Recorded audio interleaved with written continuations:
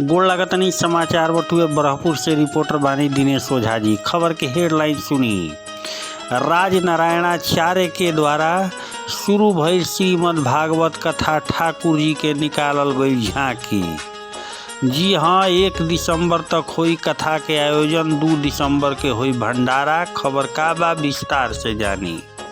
प्रखंड के निमेज में श्रीमद् भागवत कथा के शुभारंभ देवरिया पीठाधीश्वर जगत गुरु रामानुजाचार्य स्वामी राजनारायणाचार्य के मुखारबिंद से बीएफए के शुरू हो गई।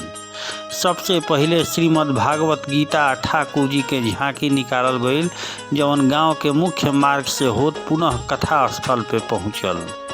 यह कथा के आयोजक धीरज ओझा सर्वप्रथम श्रीमद् भागवत जी आ ठाकुर जी के आरती उतार के कैनी। एकरा बाद कथावाचक स्वामी राजनारायणाचार्य जी महाराज के गणमान्य लोग फूल माला पहिना के स्वागत कैल।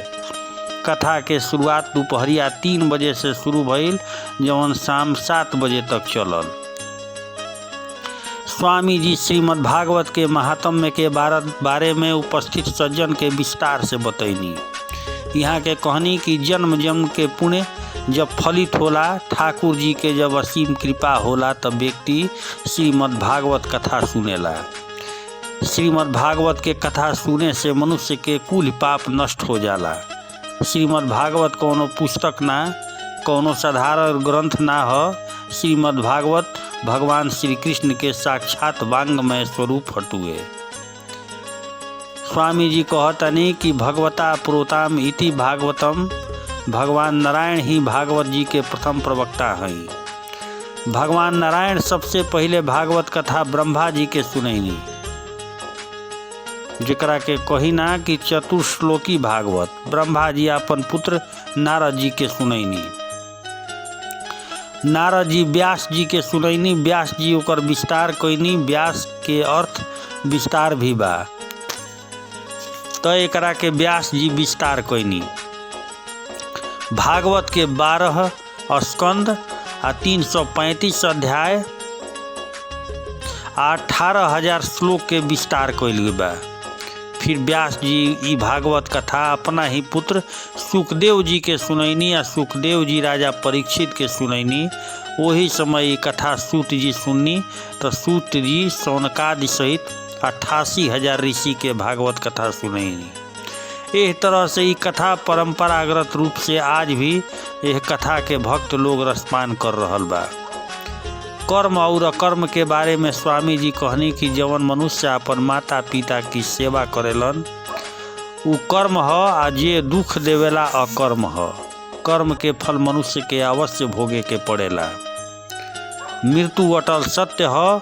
अगर हमनी के छोट से यात्रा करी ना जा, तो यात्रा खातिर तमाम इंतजाम करी ना जा, लेकिन मृत्यु के बाद जवन महायात्रा करे के बा, ई महायात्रा के हमनी के का इंतजाम करतानी जा, ई भी सोचल जरूरी बा।